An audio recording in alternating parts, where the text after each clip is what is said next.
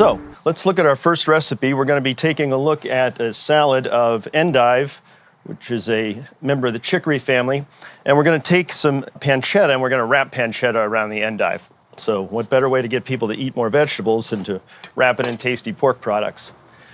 So the first thing I'm going to do is cut the endive in half, and then I'm going to shave the core out of there because that's not really very appealing to eat. And I'm doing a mix of both red and white endive.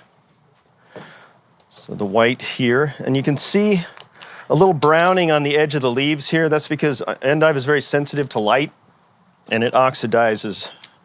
So we'll just take those outer leaves off. Again, shave the core. And then we're going to take some pancetta. Pancetta is a pork product. It's essentially pork belly that hasn't been smoked. So that's what differentiates it from bacon. Bacon is pork belly that's cured with salt and smoked. Pancetta is just cured and not smoked. So I'm going to take a few pieces here. They roll this up so it's there's some longer pieces, and I'm going to roll these around the pancetta just to cover it gently. And it kind of sticks together. It's nice and fatty, so it's almost like it glues itself on here.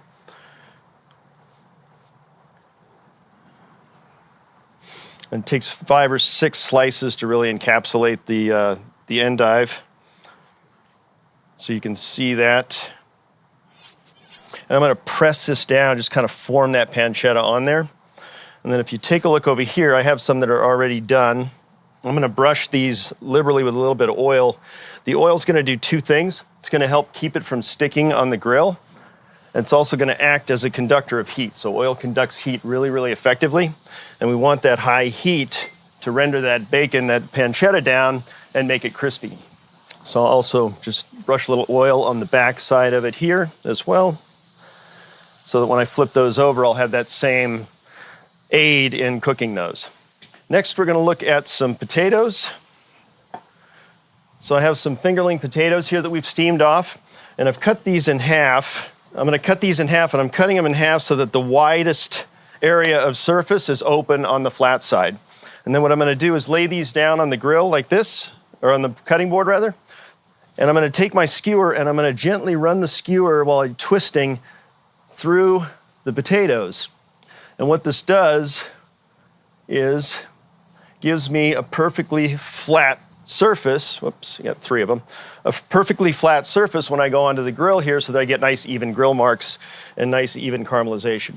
We want to take advantage of that charcoal fire there, picking up the flavors from the charcoal, picking up the flavors from the smoke, and really developing some caramelization and Maillard reaction on those items. So the next thing we're going to look at here is our salad dressing. So first of all, we have beautiful tomatoes concassé. Concassé is a process where we take the tomato, we take the skin off, we take the seeds out, and we're left with just the beautiful pulp of the tomato. So I've taken the tomato, cut the core out, blanched this in boiling water, and then immediately taken it out when I see the skin start to split, move it over into ice water, and it shocks it, stops the cooking process. By doing that, I make it very, very easy to peel this tomato. So literally the skin just falls right off. So you can see how easily that comes off of there. These are beautiful heirloom tomatoes. Really exciting this time of year as a chef to go to the store and see these great products. So now I've cut this in half laterally. I'm going to squeeze the seeds out.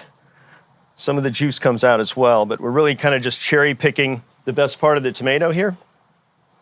And then I'm going to just dice this up. So I'm going to cut through this way. And then I'm going to just use the tip of my knife and kind of draw it through, trying to keep this intact if I can. There we go. And then just a nice uniform small dice on the tomatoes. This is going to be an ingredient in a vinaigrette, so we want some uniformity there. And then I'm going to put those into my bowl here. Next ingredient that's going to go in here, we have some garlic and shallots. We want a little aromatic backbone here. So a trick I learned to cutting garlic is to take the cloves, and I use the back of my knife, and I bring the back of my knife to the edge of the board and just crush it.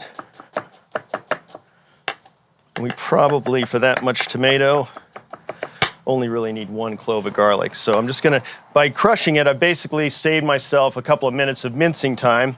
Let's just take a look at our endive over here. So this should come up easily, which it does. We're just gonna rotate this 90 degrees, get nice even cooking, even grill marks. Same with our potatoes. And I'm pressing down on there so I get nice contact, nice caramelization, nice flavor development. Now back to the garlic. I can chop this up to a very fine paste in a matter of seconds now after crushing it. I'll scrape the edge of my knife, get the larger pieces that ride up the edge of my knife back into the mix here. So then in a matter of just a few seconds, I've got nicely minced garlic. That goes into my bowl. Shallots, again, looking for some uniformity, so I want a nice cut on the shallots. So what I'm gonna do is just cut through several layers here at about 1/8 of an inch increments, almost all the way through the shallot, keeping it intact. Then I'll go and do the same down the side, down through the shallot. At this point, get any of these irregular pieces out of my way. And then I can come and make really nice uniform cuts by cutting through those 2 lateral slices. So really nice, delicate, uniform shapes. With a dressing like this, you don't want big chunks of aromatic things that are gonna release big, bold flavors in large quantities. So we'll just move this in there. Now we're gonna add some fresh lemon juice to this.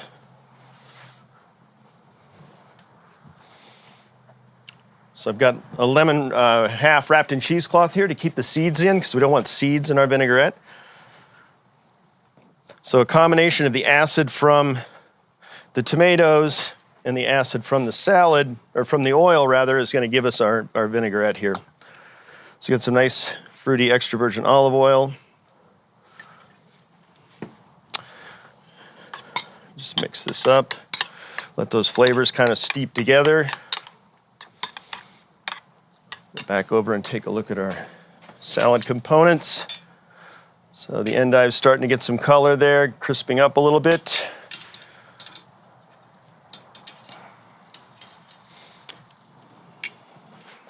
Now, our last component in this dish is a salad of fresh parsley leaves. So parsley, this is Italian parsley. So I've taken the stems off. I have just the whole nice leaves here. And I'm just gonna simply dress this with a little bit of extra virgin olive oil and some salt and pepper.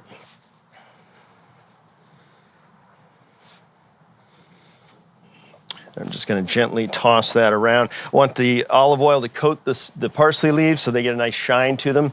Also, that adds an acidic flavor and also that fruity element of olive oil to it. So, and just enough to really wet the parsley leaves. So at this point, I'm ready to plate.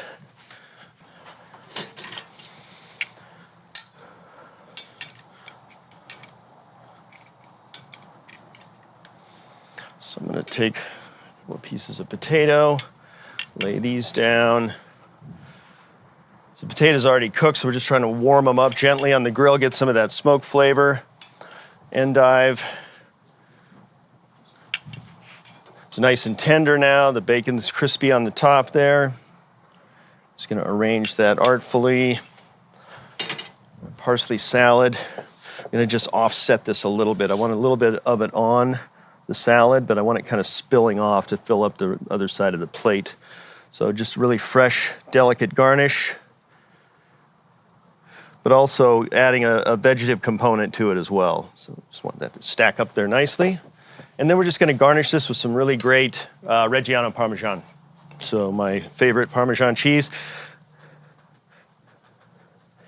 And just on the parsley salad itself. And there you have our grilled endive with pancetta, grilled potatoes, parsley salad, and then, of course, the tomato vinaigrette rounds out the whole dish.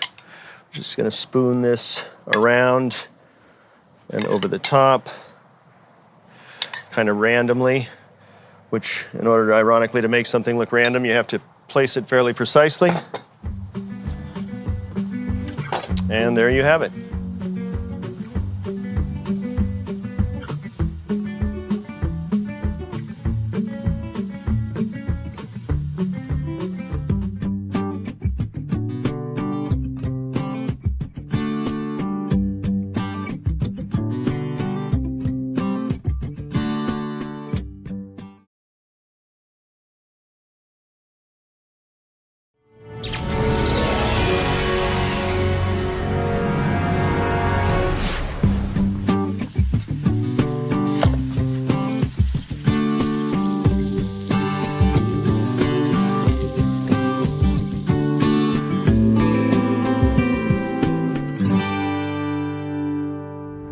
here's some other ingredients that we're going to be using. I've got tomatillos, which are also a fruit that is used as a vegetable. And to begin with, what I'd like to do is take these tomatillos and just peel away the papery husk. These dark green tomatillos that have a lot of acid and vegetal flavor to them are what came to me from my distributor. And these that are a little bit riper came to me from the farm that we have right here on the property of the CIA. Most people would say that they should not get really ripe because one of the things that distinguishes a tomatillo is the bright acidity. So I'm going to use a blend of the two. All right. Here's a pot of water, and I'm going to take these tomatillos and I'm going to put them into the water and just let them cook until they're softened. This big guy I don't need.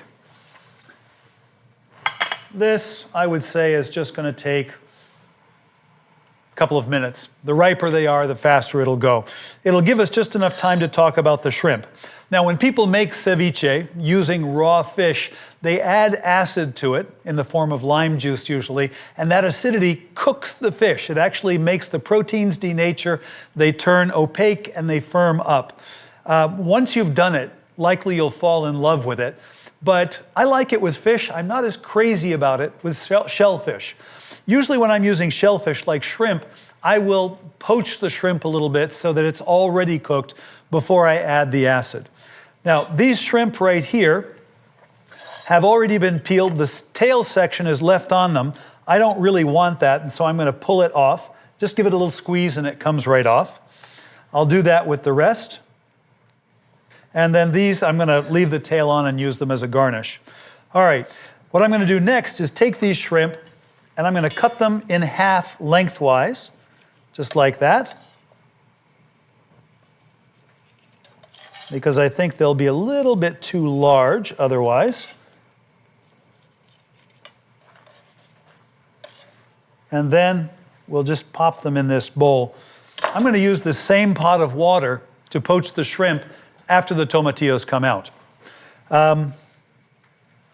Here's the other ingredients that I'm going to put into this ceviche. There's onion, garlic, there's chilies. I've got a couple of limes here, and then some seasoning that we'll talk about in a second. I probably have just enough time to cut this onion up, so let me go ahead and start. It's peeled. I've got a nice flat side on it, and I'm going to cut it fairly fine. This is like 1/8-inch thick slices. And I'm not cutting all the way through to the end, but instead I'm leaving the root end intact. And what that does is it makes sure that this doesn't fall apart. Okay? And next I'm going to cut across the original cuts like that, once, maybe twice, and then finally we can dice this up. I'm going to go through it one time just to make sure there's no big pieces that got away from me. And we'll leave that right here on the cutting board. Meanwhile, on the stove, another minute and we'll be there. So let's go ahead and cut up some jalapenos. Now, if I cut off the stem end and I open this up, what you'll see on the inside is ribs and seeds. The ribs represent about 60% of the heat of this chili.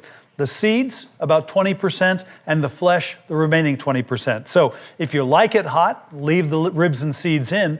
If you don't like it quite so hot, you can take your knife and just remove the ribs and the seeds, discard that, and just dice the flesh, and you'll have something a little bit cooler, not quite so spicy.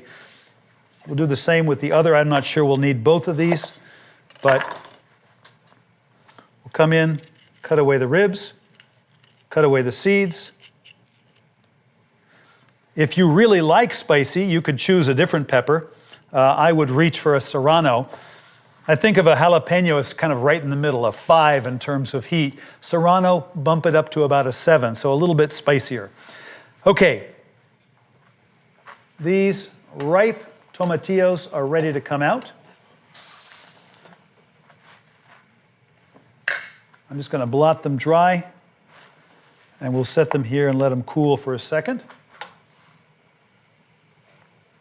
The others are almost there. Almost there. And what I'm going to do is take this water and just turn it off and let them continue to cook. Now, at the same time, I'm going to take these shrimp and put them into that water, which is not boiling. I don't want to boil these shrimp. I'm just going to poach them. Very quickly, that water will go from 212, a boil, down to around about 160 degrees, which is ideal for poaching fish. So in they go. And very quickly, what you're going to see is they'll turn pink. And we're going to give those about 3 minutes.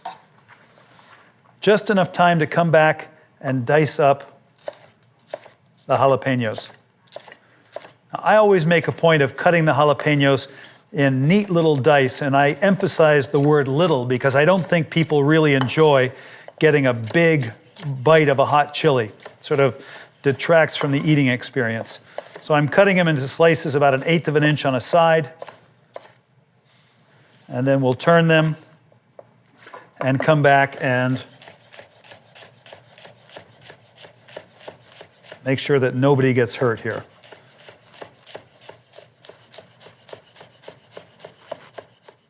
Meanwhile, I'm going to come in and grab the shrimp. Some people would say if you're making a ceviche with shrimp, you could, poach it until it's almost completely cooked, and then let the rest of the cooking take place in the acidity that you're going to add. We're going to move things along here. So I've got these cooked all the way. I'm going to put them right into ice water. I'm going to take out these other 2 tomatillos. These tomatillos, even though they look a little bit like tomatoes, and the name sounds like tomatoes, they're actually in the eggplant family. Okay, these 2 whole shrimp that I'm going to use as a garnish, I'm just going to cook those in this water while we're busy working. Okay, some garlic in our ceviche. Doesn't sound like a bad idea.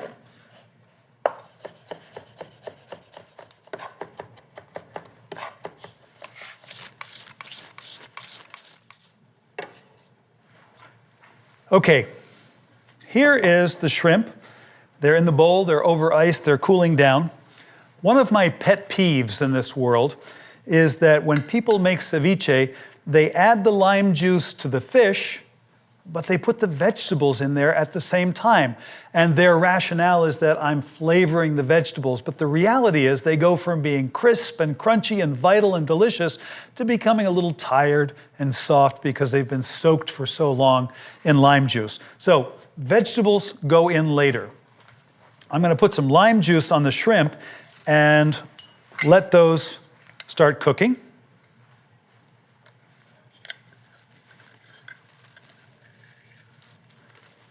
This is a great little tool.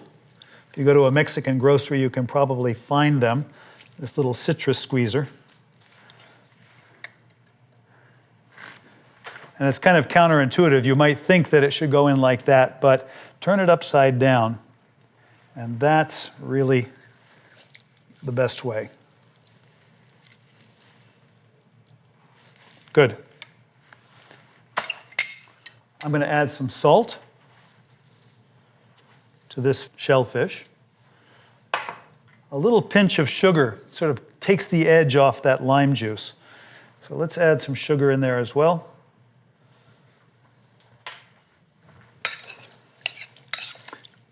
And if I didn't have this on ice, I would take the whole bowl and just put it into the refrigerator. Next, I'm going to chop up the tomatillos. You can see how easily they give up, huh? They're very, very tender.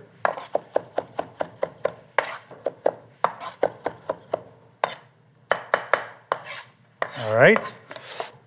Now, we're going to imagine for just a second that this has a chance to sit for 45 minutes to an hour in the refrigerator or on ice. Let me move ahead. I'm going to put garlic in there. I'm going to put tomatillos right inside. I'm going to add onion. And then finally, I'm going to add some jalapenos. And I like it a little bit hot.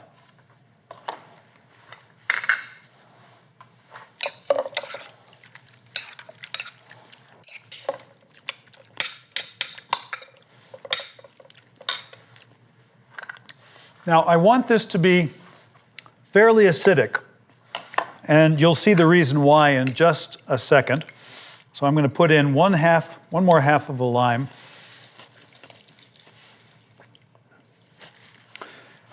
The reason for the acidity is we're going to add avocado to this right now. I'm going to put a whole avocado in there, and suddenly it will become very rich and really delicious. So take the avocado in your hand, and we're going to cut all the way around the outside. If you're concerned about your hand at all, put a towel in the palm of your hand, just like that. And then we'll cut all the way around. And what's going to stop us from going all the way through is a big pit. There's the big pit that I was referencing, and there's the other half. I'll move this over for just a second. I think actually we can use all of this. I think the garlic would be great. I don't think it was too spicy. And I'm happy enough using up all of the onion. The avocado. What I would have you do is take a tablespoon, and we're going to loosen the avocado from the shell just by making our way all the way around it. Good. And I'm going to start to dice this up simply by drawing my knife through it. And then we're going to dice it the other way. And that can be brought right into our ceviche. The other half that has the seed in it, we have to take the seed out, and the easiest way to do it, I know it looks a little horrifying, but put it in your hand with a towel and just knock the seed with a knife and then twist, and it should pop out like that. Again, we're going to cut this into dice while it's right here in the shell, and then we'll scoop it out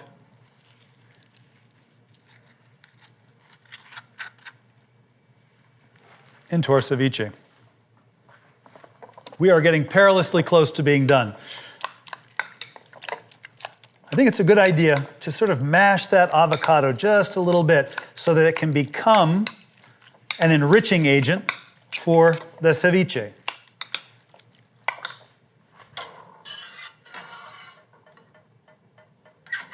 These are our two shrimp that we're going to use as a garnish. Having some chips on hand is a great idea. I've got a special little bowl that I really adore that I'm going to use. And in the bottom, I'm going to put some shredded lettuce.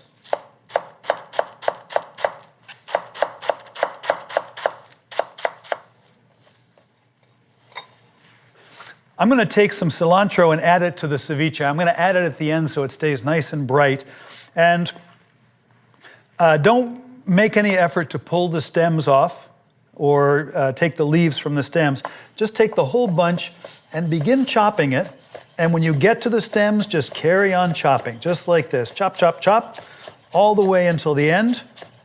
And if you find the stems objectionable, just fluff it up here a little bit and take what's on the top out. Fluff it up again, take what's on top out. And very quickly what you discover is that's where all the stems are. The stems stay behind, the leaves sort of rise to the top, and you can discard them, but I don't think you really have to. The stems are tender and they taste delicious. Cilantro goes in. One last stir.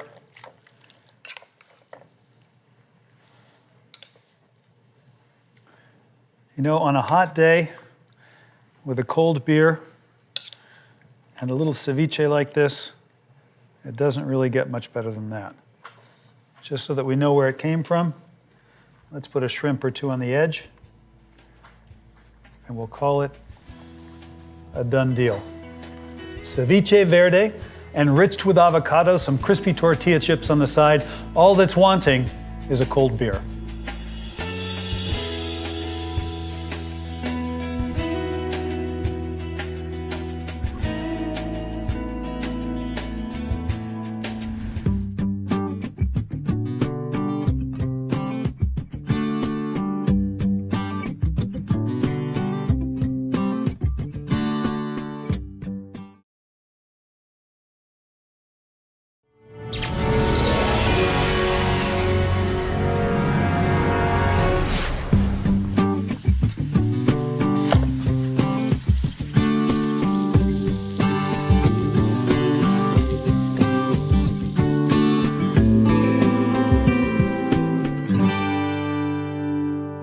We're going to grill some corn. I'm going to grill corn on the cob. You know, we're going to shuck it. We're going to pull the husks back, but I'm going to leave them on almost like a little handle. When you're buying corn, obviously the smartest thing to do is to buy the best corn you can, full kernels. If you want more full corn flavor, yellow corn tends to have a fuller corn flavor. White corn tends to be a little sweeter, and now there's hybridized versions that have both yellow and white on any cob. Anyhow, once you get it all cleaned up like this, the suggestion I'm going to make is that you come over to the grill and you put it directly onto the grill, the way you see right here, and you let it begin to char. I'm going to set this one down, but these two are cooked all the way through. Now, this is a trick that I learned on the streets in Mexico. What they do there, and it's absolutely brilliant, is they take mayonnaise and they roll this corn in mayonnaise.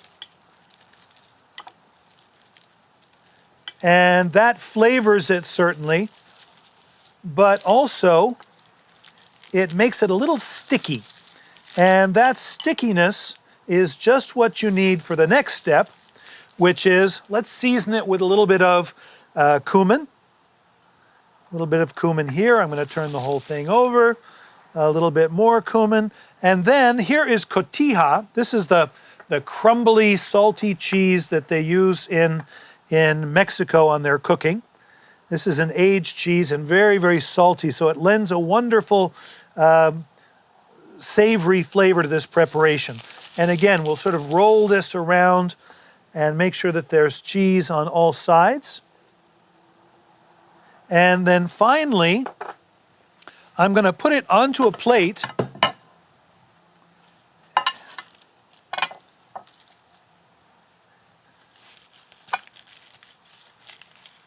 I'm going to make sure that there's plenty of cheese on there.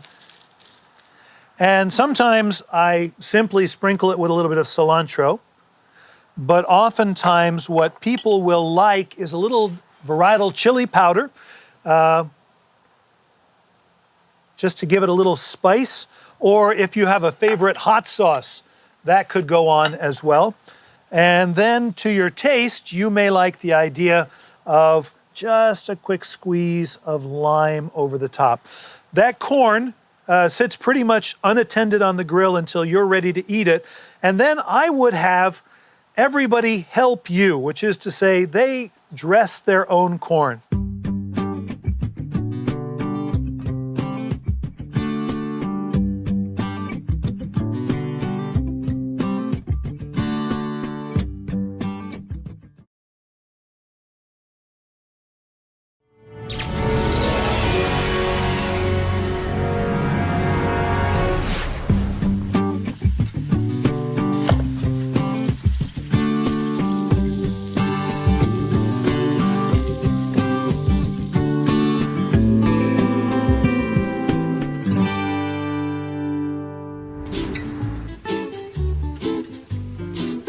There's a lot of confusion about grilling on one hand and barbecue on the other, and many people use those two terms interchangeably, but they're very, very different. We've spent a lot of time on grilling, so let's talk about barbecue.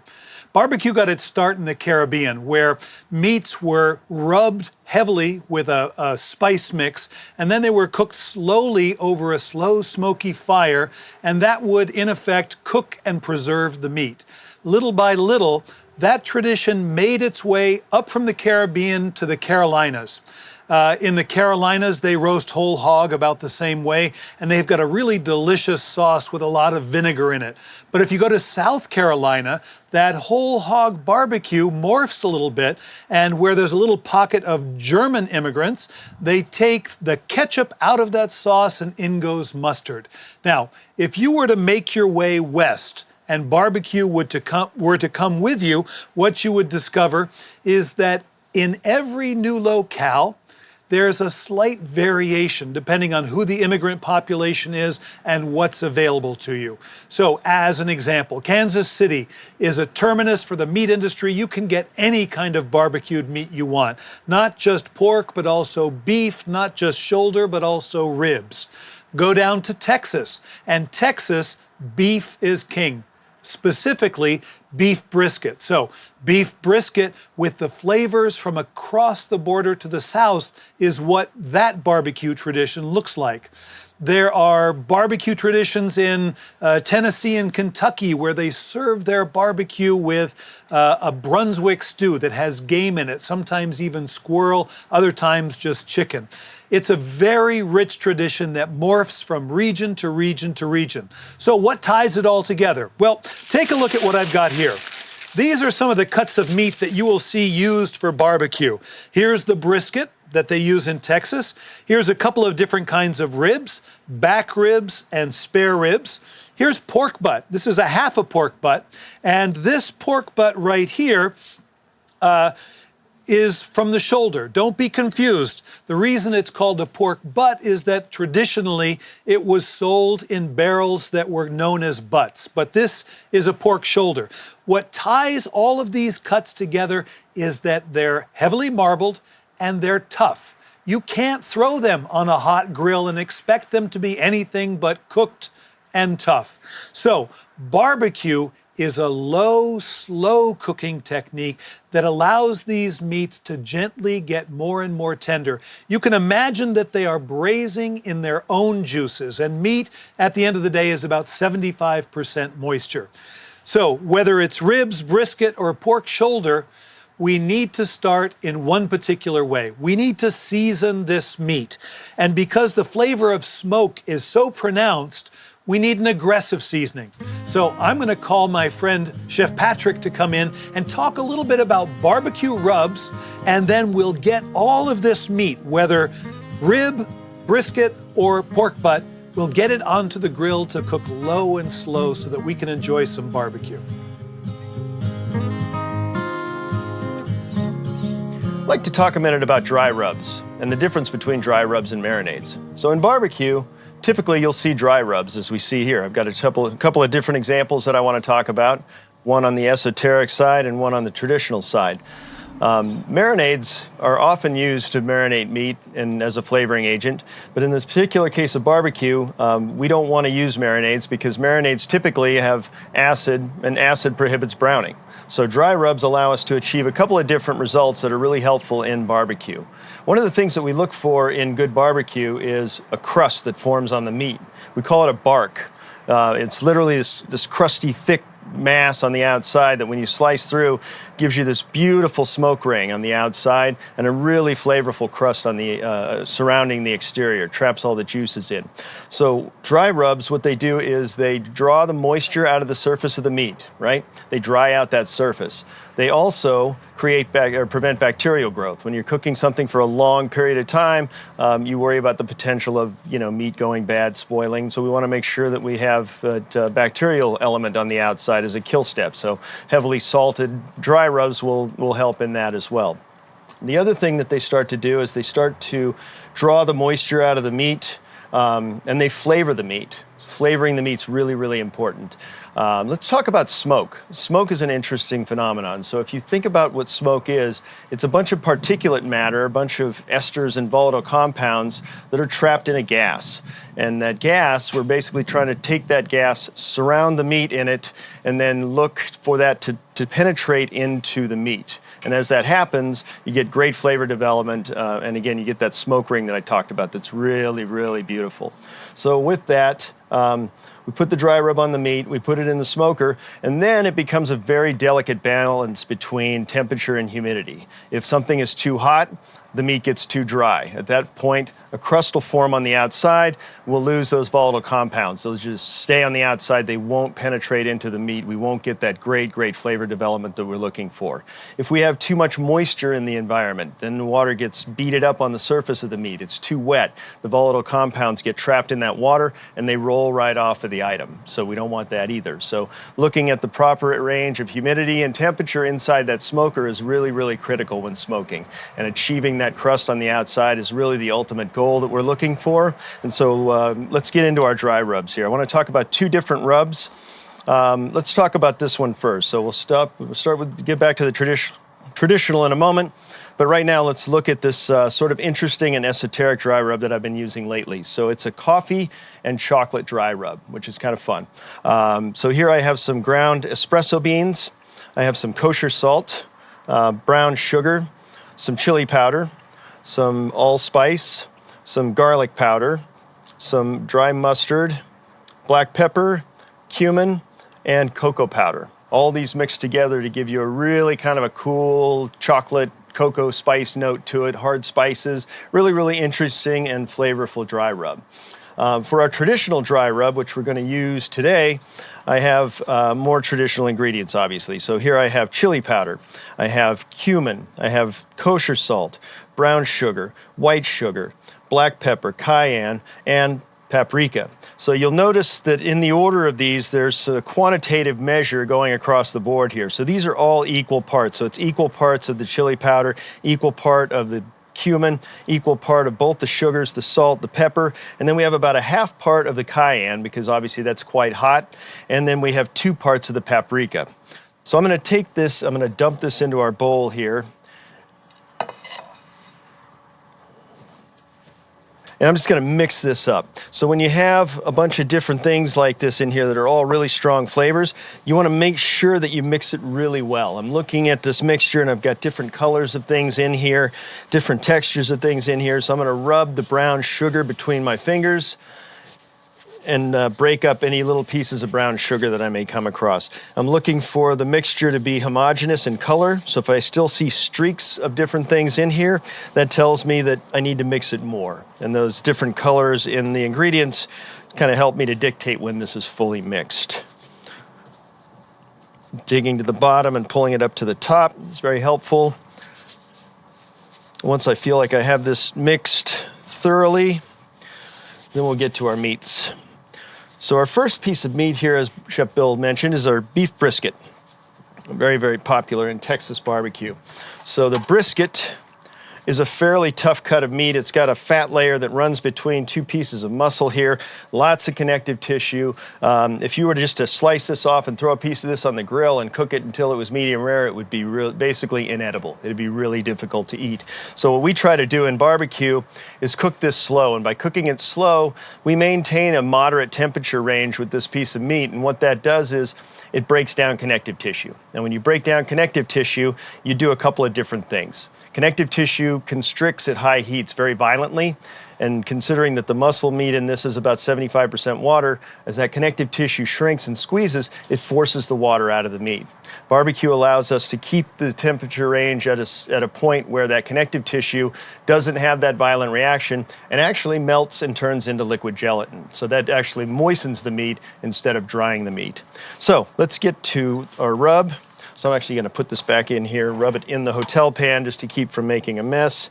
And I want to be really pretty aggressive with this rub. And I want to make sure that I'm rubbing not only the surface of the meat, but if there's any cuts or incisions or permeations or perforations in this, that I get the rub down in those as well, like that right there. So if you think about how much surface area is exposed to the rub versus how much meat there actually is here, it's only maybe 20% of the meat is getting rub, I would guess. So I want to be really aggressive with that dry rub because it's got to translate into the entire inside of this meat in terms of flavor that isn't going to get any of this spice mix.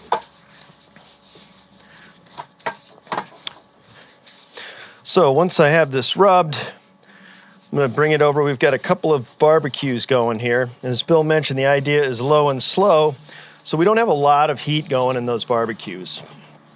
So that's got a nice rub on it. It's going to take this directly over to our big Weber. And I'm going to place this right here. Now you'll note in this Weber that I've got heat sources on both sides, but not directly under where the meat's going to be. So what that does is that keeps the heat away from the meat directly, and it brings the heat up and around in the barrel and traps it there like an oven. So we're going to leave a little room here for our pork butt, which we're going to look at next.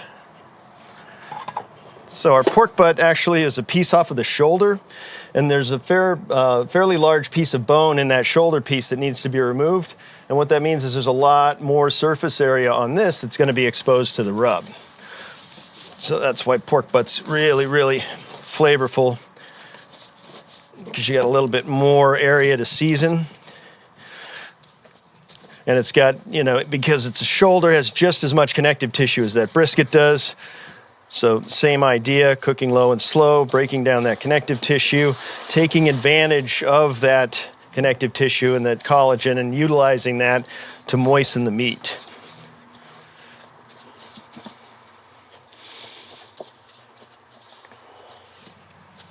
Okay, I think I've got that pretty well rubbed. So I'm going to just sort of form this into a small, compact little piece, kind of tuck these pieces together. So as that cooks, it'll kind of maintain that form, that shape. So I'm going to place this in the Weber also. Now I'm going to go ahead and get this guy started. So I'm going to take some wood chips. You can see the coals are nice and hot here. I'm going to take some wood chips, and these wood chips have been soaked in water. So soaking the wood chips in water basically delays the process of them starting to smoke, because they have to evaporate the water out of them first. And that helps to keep some moisture trapped inside of the dome as well, because like I said, that smoke is a delicate balance between temperature and humidity.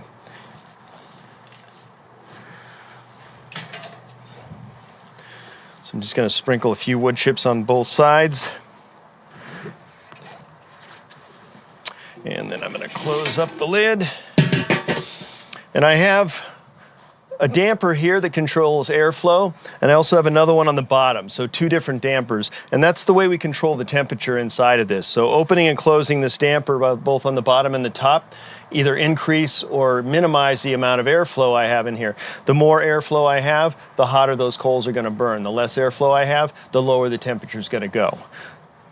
So I'm going to start off with these about halfway open right now. And let's get back to our ribs. So ribs, I talked a little bit about connective tissue earlier. So ribs have a particularly tough piece of connective tissue on them on the inside of the ribs. We actually take that membrane off because it's really chewy and doesn't really break down like a lot of the other types of connective tissue does. So we just grab a hold of this, we get it with a towel, and you can literally just peel that all the way back. You can see how tough that is. I can't even like get my finger through it. Really, really, really tough connective tissue. So these are baby back ribs. So these are off of the loin of the animal. Interestingly enough, these are the reason why boneless pork loin is the only cut of meat that's cheaper to buy boneless than it is to buy on the bone, because they actually take those bones and charge a premium price for the baby back ribs, and so they can sell the boneless loin cheaper than any other cut of meat. So we're going to get some rub on these guys, both sides of course.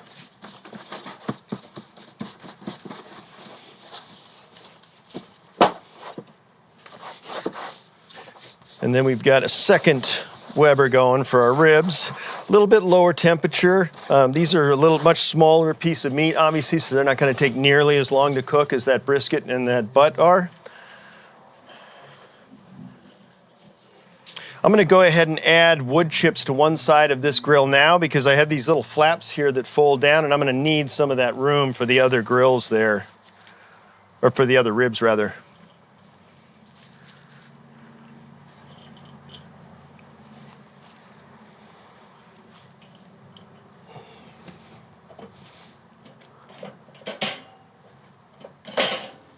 Flip those guys back like that. And let's get to our next rib before the bees do. So this is a spare rib. You can see these are dramatically larger. So this is the lower section of the bones. The baby back ribs come off the back of the animal. These ribs drop down and go around the belly down where the bacon part of the animal is. So these are pretty big, not quite as tender as the baby back ribs. So if I were to cut the tip of this off, these would be what would be called St. Louis ribs, but I wanted to keep this big so there was a real contrast between the two styles of rib there. So now I'm going to rub these guys down.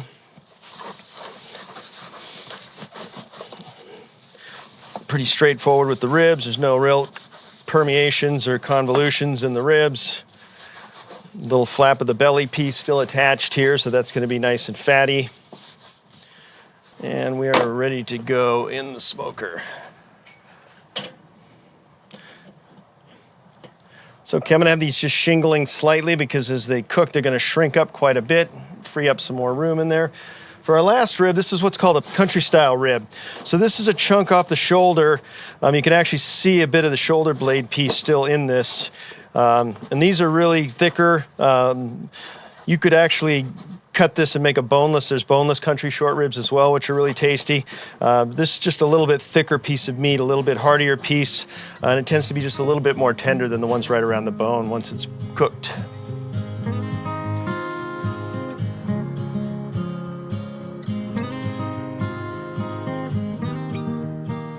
So I'm going to close this up now, and I'm going to let those go. These are going to take quite a while to cook. With barbecue, like I said, we're talking about low and slow. So we may be cooking anywhere from 2 to up to 12 hours in certain cases with some brisket preparations, depending on the temperature that you're cooking at. So we'll probably check back on these in a couple of hours. In the meantime, I'm going to call my friend Chef Bill, and he's going to talk to us about sauces.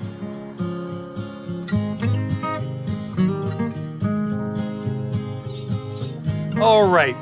This has been on for a while now. This is an important part of barbecue, staying around and making sure that you can monitor the progress of what's happening. So these barbecue grills have a great feature, and that is that there's a little thermometer right here. This is where we have the ribs, and if you take a look, this is right at about 200 degrees right now, and I'm still seeing a little bit of smoke coming out of the vents. If it were much hotter than 200, 225, I might damp it down. If the smoke ever begins to subside a little bit, I can always add a few more of the soaked chips. Over here, where we have the brisket, it's just below 200 degrees, and this piece of meat's going to cook for a long time. Figure 10 to 12 hours for the brisket, and for the piece of pork, maybe 5. So it's good that it cooks slower and longer. You can see a nice head of smoke coming off of here, so I'm not going to touch this at all, and instead, I'm going to come over here and we're going to talk about sauces a little bit. Now, I'll start with a little story. I went to the supermarket this morning and on offer 65 different barbecue sauces in our local supermarket. Admittedly, it's grilling season right now, or barbecue season, but that's a lot of choice. So what do you need from a barbecue sauce? Because with that many choices, it gets overwhelming. Well, let's start with a simple barbecue sauce and kind of tease it apart and see if we can understand what's going on. This is the sort of sauce that you will see in North Carolina, a vinegary barbecue sauce. So here's a quart of apple cider vinegar. And to that, I'm going to add sweetness in 2 forms. I'm going to add some brown sugar, and I'm going to add some molasses. So think about this in terms of flavor. I've got acidity to cut through the richness of the meat that's grilling. I've got some sweetness, which is a great adjunct to any sort of smoky flavor. Think bacon, for instance. And so those 2 things in tandem will help us make a great tasting dish. Let's go a step further. I want some aromatics in there, so here's garlic powder. I'm going to add garlic powder to this. I've got some salt, and I'm going to add salt in there. And garlic gives us a depth of flavor that this sauce did not have before. Salt, for obvious reasons, makes this taste better. Now, I also want to get some spice in this. We have some spice on the rub, but take a look here. In goes pepper flakes, and if you have a favorite hot sauce, I would suggest adding a little bit of that. So now we've got aromatic, garlic, we've got the heat of the peppers, we've got the acid that cuts through the richness of the meat, and we've got the sweetness and the salt that balance one another. In terms of basic tastes, this is starting to come together as a nicely balanced sauce. And then finally, here's a little bit of Worcestershire sauce if you want some savory notes in that sauce. So, as simple as it is, this sauce could be ready to go. Now we have a choice to make. If I wanted to use this as a sauce, I certainly could. I'm going to taste it briefly. It's powerful, but it's got a nice balance of flavor.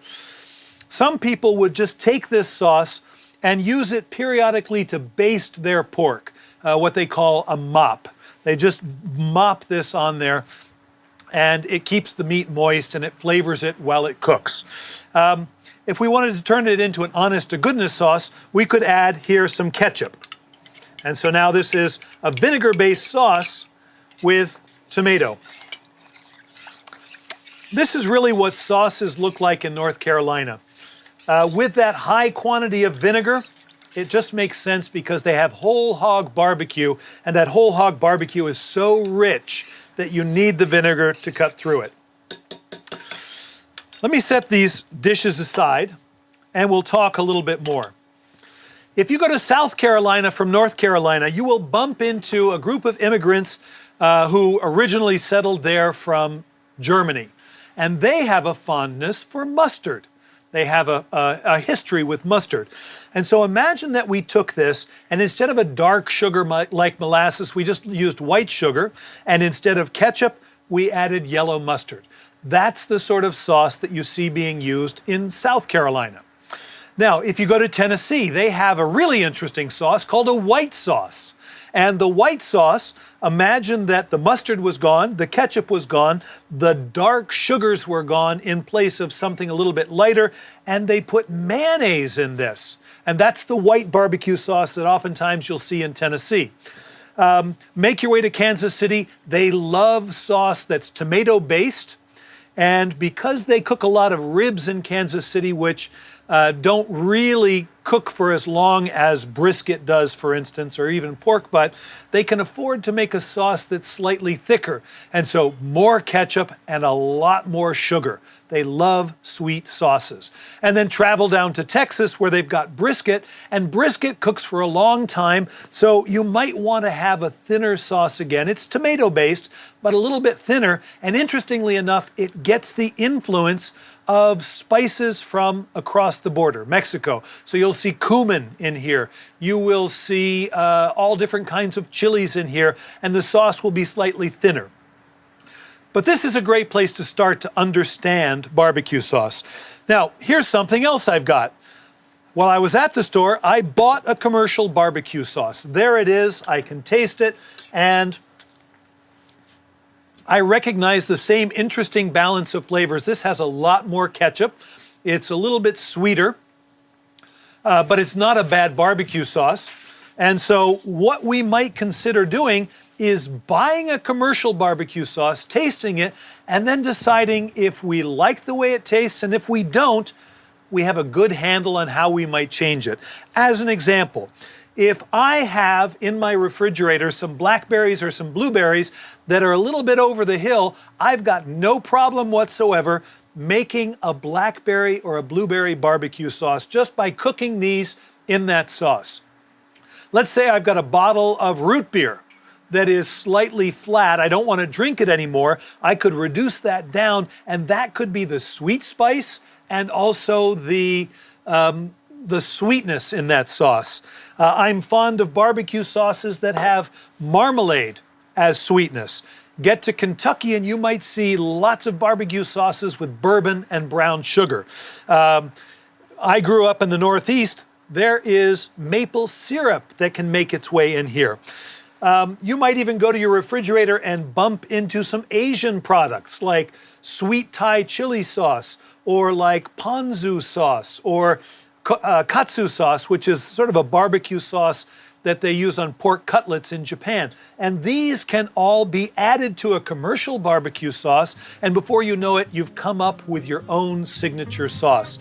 This should be fun. It shouldn't be hard. You can find plenty of recipes online. There's plenty to choose from the store. But what you need to do is make sure you understand what each component brings to the finished dish.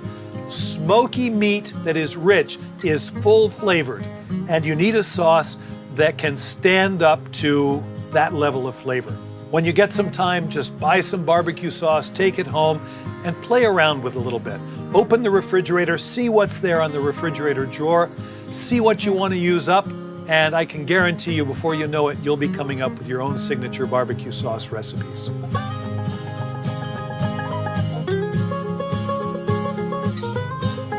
And now all of our meat is fully cooked. It's looking beautiful. We've got our brisket, our pork butt, and our ribs. I'm gonna come over here and I'm gonna take a look at the ribs now. Got beautiful color on the ribs. You see the bones sticking out here. That tells me that that meat is constricted. I can literally push my finger. If I push too hard, that piece is gonna slide right off. That's how tender this meat is.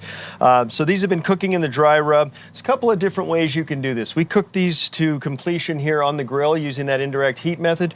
You could also wait until the bone starts to become exposed on these. They're partially cooked. You could then take them, wrap them in aluminum foil, and just kind of steam them in their own juices, either back on the grill or even in an oven if you needed to free up space on the grill. So what I want to do is I want to add a little bit of moisture to these and a little bit more flavor just by brushing a little bit of sauce on here. So this is a tomato-based sauce, pretty traditional barbecue. I'm just going to lightly glaze these guys, and then we'll take a look at our brisket.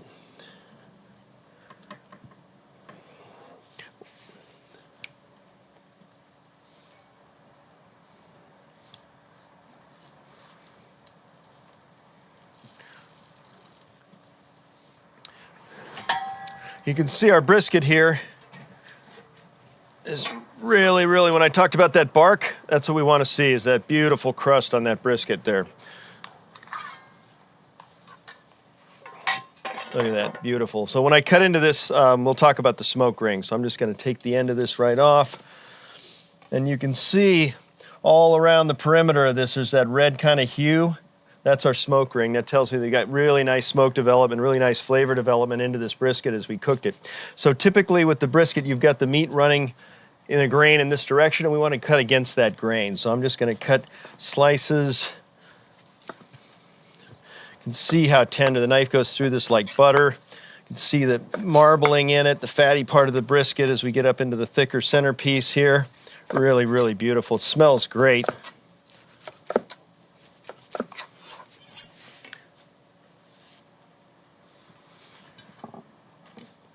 Wow, can't wait to eat that. Next, we're going to take a look at our pork shoulder. So you notice I have two spatulas, especially with that brisket. Trying to lift this off, I'm taking a chance on it falling apart. That's how tender it is. So I want to make sure I get, let me go for this guy here, I think, that I really secure that. It'd be a real tragedy to take this far and then drop it on the ground while you were trying to transfer it over to the cutting board. So here, instead of slicing, we want to shred. So we want pulled pork or shredded pork. So we got a couple of forks here. You can take the fork, hold the meat in place with one, and literally just shred the meat. And we want to mix in the outer crust with the shredded meat. Let it kind of pull away. We want fatty pieces. We want all of that stuff mixed together and served. Oftentimes this is served as a sandwich. It can easily just be served as is. We're going to toss a little bit of our vinegary barbecue-based sauce next to it, the traditional Carolina flavor profile. And this also smells amazing. See, it just pulls apart.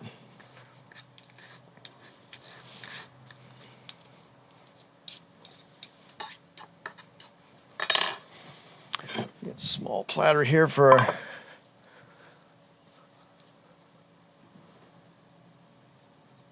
nice mix of everything. You see the crispy exterior, see the fatty part, you see the moist, stringy meat. And now we'll get back to our ribs. First off, our baby backs. And it's really simple to know where to cut the baby backs. So you just want to go right between the bones.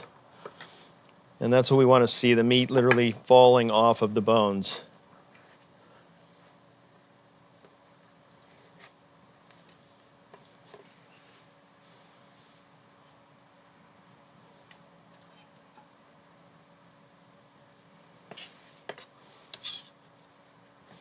And I guarantee that somebody wants that end piece, so I'm not going to let that get away. Now we're going to look at our St. Louis ribs, or our spare ribs rather.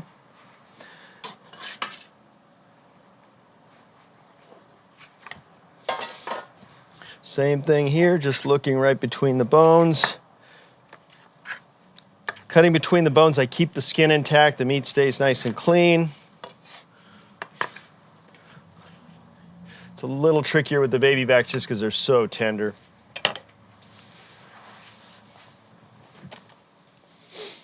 And finally for our country style pork.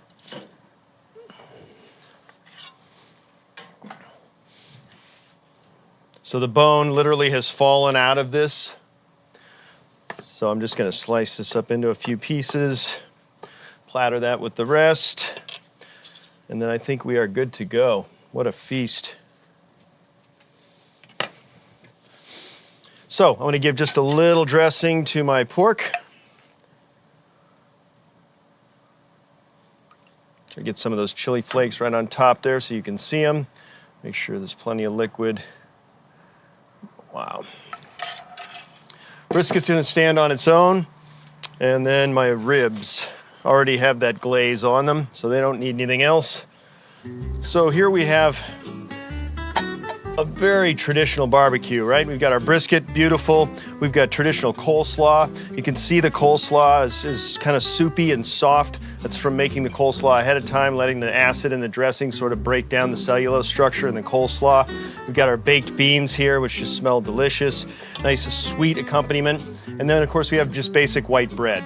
Again, our pork shredded with our Carolina barbecue sauce, all three varieties of ribs with the tomato-based sauce, and the beautiful smoky brisket. Who could ask for anything more?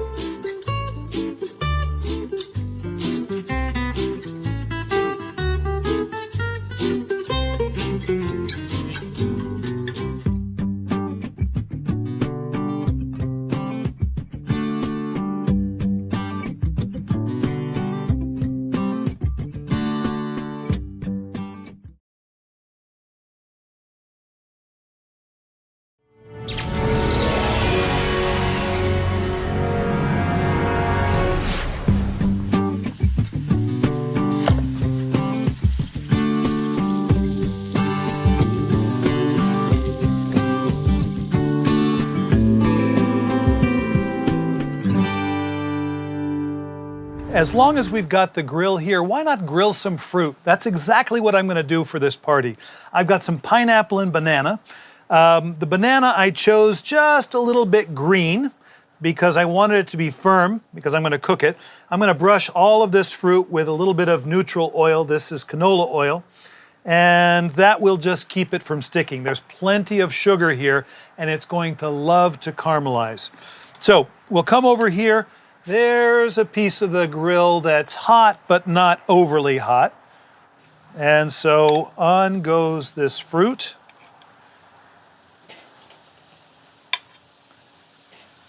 And the banana, I'm going to put that cut surface down. Okay, let's try that. I can guarantee you this banana is soft, so it's going to come off first. There we are. So we'll just leave that. Now, I just want to share an idea that I have for a sauce, and I think it's a great one. You maybe have heard of dulce de leche, or some people call it cajeta. It's a caramelized milk product. Traditionally, it's made with goat's milk, but I think it tastes great with cow's milk as well. And I'm going to give you sort of a folk recipe that was handed down to me from a Mexican friend. He said it's easy. You take a can of sweetened condensed milk and you put it into a pot of water and you boil it for 3 hours. I said, really, that's it? That's it, he said.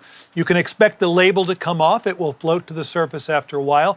Make sure that it stays covered with liquid for the entire 3 hours. It doesn't have to boil hard. You can turn it down to a simmer. And then he said, when you take it out, let it cool before you open it, because the contents will be under pressure and you could easily burn yourself. But this has cooled, and what I want to do is open it and show you that it has turned into the most delicious caramel sauce. I could eat this just like this, no problem at all. It is so complex for something so simple. But here's what we're going to do. They have a version of dulce de leche called envinada, where you add wine to it or alcohol. We're going to put about 1/4 the quantity of dark rum, and then if it's still too thick, a little bit of cream and a pinch of salt. That's it. That's the sauce I have right here. Now, let's take a look. There's already starting to be a little bit of caramelization. I'm going to move it to a slightly hotter part of the grill. See how the bananas are doing. Very nice.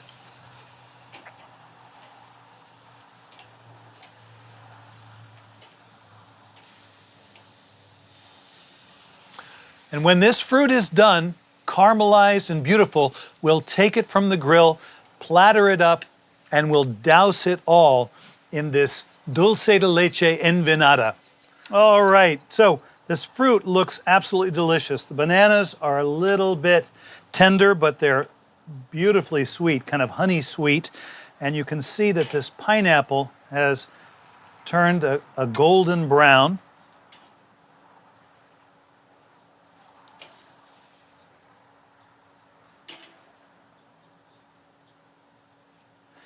And what I want to do is take some of this wonderful caramel sauce while the fruit is still hot and just ladle this over the top and let it melt down over the fruit. Now, I'm going to serve this with some delicious crisp cookies, some shortbreads, but if you wanted to sprinkle nuts on top, pecans, peanuts, maybe a little bit of toasted coconut, any of that would be appropriate.